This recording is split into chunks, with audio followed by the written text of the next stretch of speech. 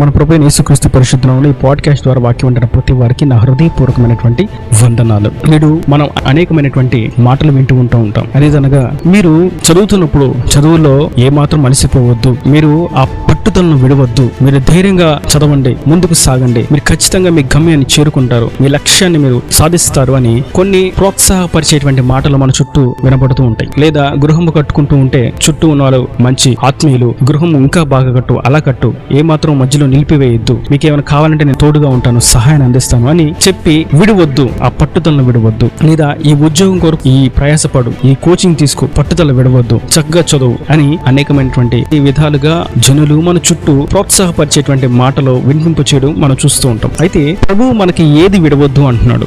గత దినాల్లో మనం ధ్యానించాం విడవలసినటువంటి కొన్ని విషయాలను కూర్చి. అదే దుర్మార్గమును, ధనాపేక్షను, వివాదాన్ని, నిద్రాశక్తిని, కోపమును, ఆగ్రహమును, విగ్రహారాధన, అతిక్రమములు, దుష్టత్వం, దుష్ట మార్గం, చెడు మార్గం, ఇలా కొన్ని విషయాలు మనం చూసాం. వాటిని మనం విడిచిపెట్టాలి అని నేడు ప్రభు మనకు సెలవిస్తున్నారు. మీరు కొన్ని విడిచిపెట్టకూడదు, గట్టిగా వాటిని పట్టుకోవాలి, విడవకుండా వాటిని ఎల్లప్పుడూ పదిలంగా దాచుకోవాలి. వాటిని గురించి మనం చూసినట్లయితే సామెతల గ్రంథం 4వ అధ్యాయం 13వ వచనం, ఉపదేశమును విడిచిపెట్టక దాన్ని గట్టిగా పట్టుకోను, అది నీకు జీవము గనుక దాన్ని పొంది ఉండుము. ఉపదేశమును మనం గట్టిగా పట్టుకోవాలి. అనగా అనేక చోట్ల మనం ఉపదేశాలు వింటూ ఉంటాం. లోక సంబంధంగా కూడా కొన్ని ఉపదేశాలు ఉంటాయి. అదేమనగా నీవు వేకుజామున ఈ సమయానికి లాగాలి, ఈ సమయంలో నీ దేహానికి సంబంధించి, ఆరోగ్యానికి సంబంధించినటువంటి కొన్ని జాగ్రత్తలు వహించాలి, మరియు వ్యాపారం ఈ సమయంలో ప్రారంభించాలి, ఈ సమయానికి ముగించాలి, ఉద్యోగానికి, వృత్తికి ఈ దినమున ఈ సమయంలో రావాలి, ఈ సమయం వరకు చేయాలని కొన్ని ఉపదేశాలు. ఇలా చేస్తే మీరు బాగుపడతారు, ఇలా చేస్తే మీరు ప్రమోషన్ పొందుకుంటారు, ఇలా చేస్తే మీ యొక్క వ్యాపారం వృద్ధి నుండి, ఇలా చేస్తే మీకు ఆరోగ్యం బాగుపడుద్దని కొన్ని ఉపదేశాలు చేస్తూ ఉంటారు లోక సంబంధం. కానీ ఇక్కడ చెప్పబడినటువంటి ఉపదేశం ఏదనగా ప్రభువును గూర్చినటువంటి, పరలోక రాజ్యమును గూర్చినటువంటి ఉపదేశం. ప్రభువు పరలోక రాజ్యానికి ఎవరిని తీసుకువెళ్తాడు, ఎట్లా ఉంటే తీసుకువెళ్తాడు, ఏం చేసి తీసుకువెళ్తాడు అనేటువంటి కొన్ని ప్రాముఖ్యమైనటువంటి విషయాలను గురించి బోధించేది ఉపదేశం. ఆది కాండం నుండి ప్రకటన గ్రంథం వరకు మనం చూసినట్టయితే మొత్తం అన్ని ఉపదేశాలే. అది ఒక క్రైస్తవుని జీవితానికి ఒక నాడీ వ్యవస్థలాగా మనం చెప్పుకోవచ్చు.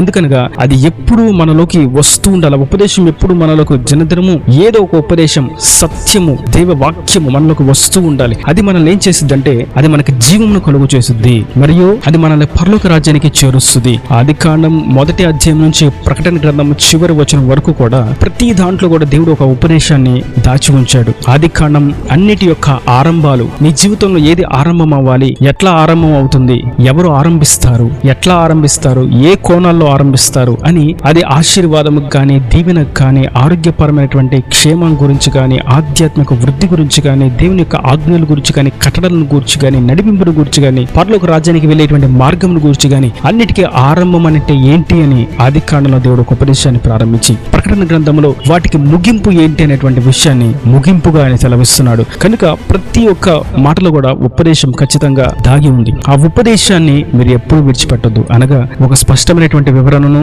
మీకు తెలియచేయాలంగా ఇప్పుడు నేను ప్రకటిస్తున్నటువంటి ఒక ఉపదేశం ప్రభువు ఇచ్చినటువంటి ఉపదేశం. ఇది ప్రభువు తెలియజేసినటువంటి మాట. మీరు విడవకూడదు. ఏది విడవకూడదు? ఉపదేశాన్ని విడవకూడదు. ఎంత ప్రకటిస్తున్నటువంటి మాట దినము ప్రతి దినము ఒక 10 నిమిషాలు మీ వద్దకు రావడానికి దీని వెనకాల ఉన్నటువంటి భారం, దీని వెనకాల ఉన్నటువంటి ప్రయాస ప్రభువుకు మాత్రమే తెలుసు. అందుకే ప్రభు అంటున్నారు, ఉపదేశాన్ని మీరు విడిచిపెట్టొద్దు. మీ కొరకు సత్య సేవకులు సత్యాన్ని వివరిస్తూ ఉండగా, సత్యమును ఉన్నట్టుగా ప్రకటిస్తూ ఉండగా, నిర్మోహమాటంగా వాక్యాన్ని ఎత్తిపట్టి తెలియచేస్తూ ఉండగా దానిని మీరు ఎప్పుడు విడిచిపెట్టొద్దు. కొన్ని చోట్ల మనం చూస్తూ ఉంటాం, ఉపదేశం చెప్పే వాళ్ళని వీళ్ళు మా కోసమే చెప్పారు, నన్ను తిట్టారు, నన్ను కించపరిచారు అని బుద్ధిహీనమైనటువంటి మాటలు మాట్లాడుతూ ఉపదేశాన్ని విడిచిపెడతారు. ఈ వాక్యం నాకు కాదు అని తోసిపుచ్చుతారు. అందుకే వాక్యం సెలవుస్తుంది, ఉపదేశాన్ని విడిచిపెట్టొద్దు. కుటుంబంలో స్త్రీ వ్యవహారాన్ని గూర్చి గద్దిస్తే ఆ భార్యకు కోపం, కుటుంబంలో పురుషుని వ్యవహారం గూర్చి గద్దిస్తే ఆ పురుషుడికి కోపం, భర్తకు కోపం, పిల్లల వ్యవహారాన్ని గూర్చి బోధిస్తే, గద్దిస్తే పిల్లలకు కోపం. ఇలా వారు ఏం చేస్తారంటే, ఉపదేశం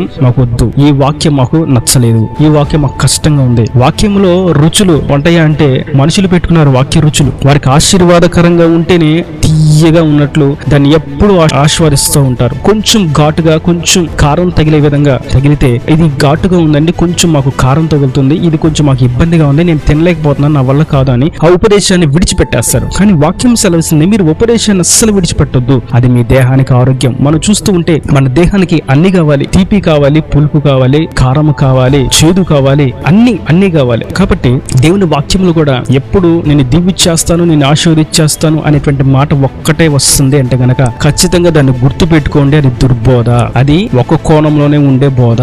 నాణెమునకు ఒక వైపే. ఎప్పుడైనా నాణ్యానికి రెండు వైపులు ఉంటేనే చెల్లుద్ది. ఎప్పుడైనా ప్రతి దాంట్లో ఉప్పు ఉంటేనే రుచి కలుగుద్ది. కేవలం నేను పంచదారను మాత్రమే వేస్తాను, కేవలం నేను పులుపును మాత్రమే వేస్తాను, కేవలం నేను కారాన్ని మాత్రమే వేస్తాను అంటే ఆ కూర రుచికరంగా మారదు. దానిలో ఖచ్చితంగా ఉప్పు ఉండాలి. కనుక ఉపదేశం అనేది అన్ని కోణాల్లో ఉంటుంది. మనకి ఉత్తేజపరిచే విధంగా ఉంటుంది, మనల్ని గద్దించే విధంగా ఉంటుంది, మనల్ని ధైర్యపరిచే విధంగా ఉంటుంది, మనల్ని ఉజ్జీవింపచేసే విధంగా ఉంటుంది, మనల్ని వెనుతట్టే విధంగా ఉంటుంది, మన పాపాన్ని ఎత్తి చూపించి నిలబెట్టి గద్దించేదిగా ఉంటుంది, కన్నీటిని తెప్పిస్తుంది, కోపాన్ని రగిలింపచేస్తుంది, మనలో ఉన్నటువంటి ప్రాణత్వ దేహాలు కాల్చబడుతున్నట్లుగా చేస్తుంది, ఎముకలు సైతం నలిపివేయనట్లుగా చేస్తుంది దేవుని యొక్క ఉపదేశం. ఈ ఉపదేశం అంత శక్తివంతమైనది కనుకే ప్రభు అంటున్నారు, మీరు ఉపదేశమును అస్సలు విడిచిపెట్టొద్దు. నేడు ఉపదేశం ఎట్లాంటి ఉపదేశం కావాలో ముందే వీళ్ళు ప్రిపేర్ అవుతారు.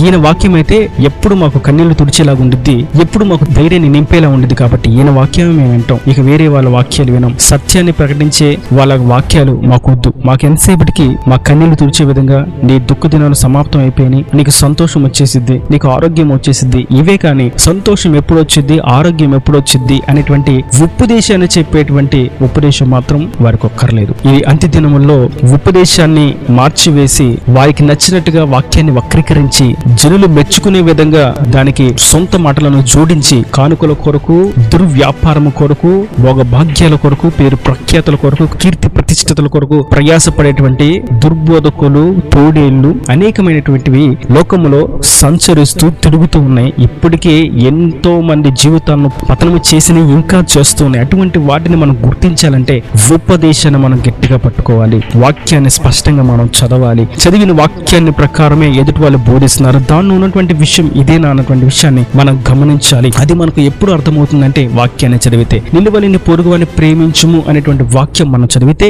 ఉపదేశం చెప్పేవాళ్ళు ప్రేమ లేకుండా నిన్నెవరైనా తిడితే గద్దించు, నిన్నెవరైనా కొడితే వాళ్ళని కూడా కొట్టు, లేదంటే నువ్వు ప్రార్థన చేయకపోయినా పర్వాలేదు, నువ్వు బాప్తిజం చేసుకున్న ఒకటి పరలోక రాజ్యానికి వెళ్ళిపోతావు, నీకు పరిశుద్ధాత్మ అవసరం లేదు, మందిరానికి మాత్రం నా దగ్గర రా, నాతో ప్రార్థన చేయించుకుని పరలోకానికి వచ్చేస్తావు అనేటువంటి దుర్బోధలు లోకంలో సంచరిస్తూ ఉన్నాయి. ఇవన్నీ గుర్తించాలంటే మొదట మనం వాక్యాన్ని చదవాలి. అందుకే ఉపదేశానికి మనం ప్రతి దినము ఎదుట నిలబడాలి. పరిశుద్ధ గ్రంథం ఎదుట మనం నిలబడాలి. ఆ ఉపదేశాన్ని మనం పొందుకోవాలి. చక్కగా ఒక గ్రంథాన్ని, ఒక పుస్తకాన్ని ఓపెన్ చేసి, అది ఆదికాండం గాని మత్తయి సువార్త గాని ఓపెన్ చేసి దాన్ని ప్రారంభించి దాని నుండి ముందుకు కొనసాగుతూ ఉంటే ప్రతి దినము ఆయన ఒక ఉపదేశాన్ని మనకు అనుగ్రహిస్తాడు. ప్రతిరోజు వాక్యాన్ని చదవాలి. వాక్య ధ్యానము లేకుండా ఏ క్రైస్తవుడు జీవిస్తున్నాడు అంటే కనుక అది ఒక విధంగా సాతానుగాడు గుడ్డివానుగా చేసి చీకటి త్రోవలో నడిపిస్తున్నాడని మనం అర్థం చేసుకోవాలి. ఒక మనిషి ఏం చేయాలో అతనికి తెలియనప్పుడు అది చేయడానికి సాహసించి అడుగు వేశారంటే ఖచ్చితంగా దానిలో నష్టపోతాడు. వాక్యం కూడా అదే సెలవిస్తుంది. మీరు ఈ యొక్క ఆత్మీయ యాత్రలో ముందుకు సాగాలంటే మీరు ఏం చేయాలి, ఏం చేయకూడదు, ఎవరిని జయించాలి, ఎవరిని సహించాలి,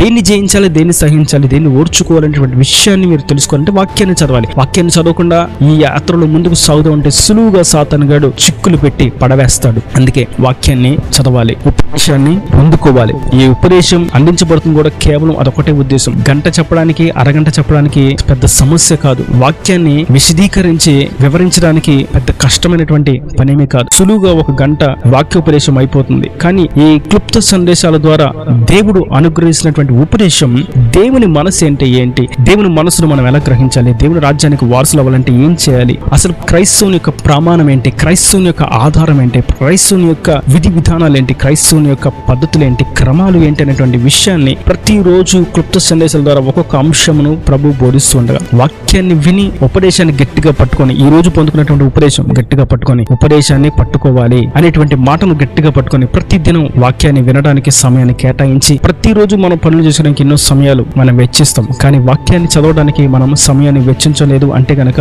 మనకు అది విలువ లేనిదిగా మారిపోతుంది. దేవునికి ఇచ్చేటువంటి విలువ దేవునికే ఇవ్వాలి. దేవునికి విలువ ఇవ్వకుండా దేనికి ఇచ్చిన విలువ అది నష్టానికే తావుతీస్తుంది. దేవుని వాక్యం చదవడానికి నాకు సమయం లేదు అనంటే ప్రభు అంటారు, నీకు సహాయం చేయడానికి కూడా నాకు సమయం లేదు అంటారు. ప్రభు అంటున్నారు, ఆ దినమున నన్ను చూచి సిగ్గుపడిన వారిని గురించి నేను ధైర్యంగా మాట్లాడతాను. ఒకవేళ ఈ దినమునే నన్ను గూర్చి సిగ్గుపడుతూ ఈ లోకంలో ఉండగానే బాధపడుతూ సమయం లేదని నన్ను తులసిపూచి తృణీకరిస్తూ లోకంలో ఉన్న వాటి కొరకు సమయాన్ని వెచ్చిస్తూ సమయాన్ని గడుపుతూ కాలయాపన చేస్తూ ఉంటే నేను ఆ రాజ్యంలో కూడా వారిని నేను ఒప్పుకోను, నా రాజ్యంలోకి అడుగు కూడా వారిని పెట్టని వాళ్ళని ప్రభు సెలవిస్తున్నారు. కనుక ఉపదేశాన్ని మనం గట్టిగా పట్టుకుందాం. గట్టిగా పట్టుకున్నట్టు మట్టుకు కాదు, కానీ ఉపదేశాన్ని మనం పొందుకొని మనము జీర్ణించుకొని మనము వాటి చేత మనం తృప్తిపరచబడి ఇతరులను కూడా తృప్తిపరచబడే విధంగా మనం వాటిని అందించాలి. మనం పొందుకున్నటువంటి ఉపదేశాన్ని సువార్త రూపంలో ఇతరులకు అందజేయాలి. వారిని కూడా బలపరచాలి, వారికి కూడా ఆకలి తెచ్చాలి, వారిని కూడా తృప్తిపరచాలి. ప్రతి క్రైస్తవుడి మీద ఒక భారం ఉంది, అది సువార్త భారం. ఉపదేశాన్ని సువార్త రూపంలో మీరు ఇతరులకు పంచండి. దైవుని పరిచయలో పాలి భాగస్తులు కండి. సార్వత్రిక సంఘంగా సిద్ధపడాలి అంటే ఉపదేశం మనం గట్టిగా పట్టుకోవాలి, ఉపదేశాన్ని ఇతరులకు పంచాలి. ప్రతి సత్య సేవకుణ్ణి, అభిషిక్తులైనటువంటి నిజమైనటువంటి సేవకుణ్ణి గౌరవంగా అంగీకరించాలి, స్వీకరించాలి, వారి మననను పొందుకోవాలి. అందరూ ఒకటే అని గుర్తించాలి. సార్వత్రిక సంఘంగా సిద్ధపడాలి. ఈ నా దేవుని మాట ప్రతి మన హృదయంలో నీరుకట్టి ఫలింపచేయను గాక. ఆమేన్. God bless you. తల నుంచి కన్ను మూసినట్లయితే మీ కొరకు చిన్న ప్రార్థన. ప్రేమ స్వరూపి కరుణ కటాక్షంతో నా ప్రభువా, వాక్యాన్ని ప్రతి ఒక్కటి మీరు జ్ఞాపకం చేసుకోండి. ఉపదేశమును ఏమాత్రం విడిచిపెట్టకూడదని మీరు స్పష్టంగా సెలవిచ్చారు తండ్రి. విడిచిపెట్టకూడనటువంటి విషయాలు ఎన్నో ఉన్నాయి, కానీ నేటి దినాన మీరు ఉపదేశాన్ని గట్టిగా పట్టుకోవాలని, దాన్ని విడిచిపెట్టకూడదని సెలవిచ్చారు. వాక్యాన్ని చదవాలని, సమయాన్ని దాని కొరకు కేటాయించాలని, వాక్యాన్ని వివరిస్తుండగా సత్యాన్ని సత్యంగా ఉన్నది ఉన్నట్లు ప్రకటిస్తున్న వారి యొక్క వాక్యాన్ని స్పష్టంగా వినాలని, ఆ వాక్యానుసారంగా ఉపదేశానుసారంగా జీవించాలని మీరు సెలవిచ్చారు. వాక్యమైన ప్రతి ఒక్క బిడ్డను విధంగా ఆశీర్వదించండి. వారికి వీరికి భయపడుతూ తండ్రి నిజమైనటువంటి క్రీస్తు యొక్క శరీరంగా ఇంకా కట్టబడిన వారు అనేకులు ఉన్నారు. వారిని మీరు జ్ఞాపకం చేసుకోండి. నీ కొరకు సాక్షిగా జీవించడానికి సహాయం అనుగ్రహించండి. వారిని గూర్చి వీరిని గూర్చి భయపడుతూ బెంబేలెత్తిపోతూ తండ్రి ఉపదేశాన్ని సరిగా పొందుకోలేని వారుగా, ఉపదేశంలో ఎదగని వారుగా, సువార్తను అందించలేని వారుగా అక్కడే అణిగిపోతూ అయ్యా మగ్గిపోతూ దుఃఖిస్తూ అణిచివేయబడుతున్న వారిని జ్ఞాపకం చేసుకోండి. వారి ఉపదేశాన్ని గట్టిగా పట్టుకోవడానికి, వారికి వాక్యము ద్వారా ఉపదేశాన్ని వారు పొందుకోవడానికి కృపను అనుగ్రహించండి. అంత అవస్థను అక్కరని మహిమశులు తీర్చండి. సమస్త కుదురు తీసి సమృద్ధిని దయచేసి అక్కడ రాజ్యాన్ని సిద్ధపరచమని యేసు పరిశుద్ధ నామమున ప్రార్థించి పెట్టుకుంటున్నాను తండ్రి. ఆమేన్. ఆమేన్.